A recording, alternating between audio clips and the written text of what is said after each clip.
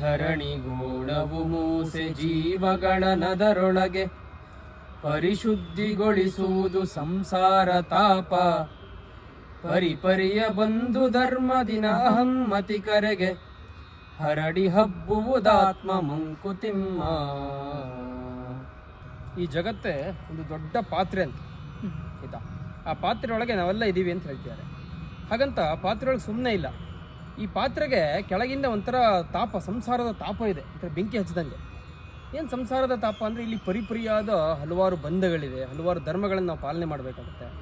ಇದೆಲ್ಲ ನಾವು ಪಾಲನೆ ಮಾಡ್ತಿರ್ಬೇಕಾದ್ರೆ ಅದರ ತಾಪ ನಮಗೆ ತಾಗ್ತಾ ಇರುತ್ತೆ.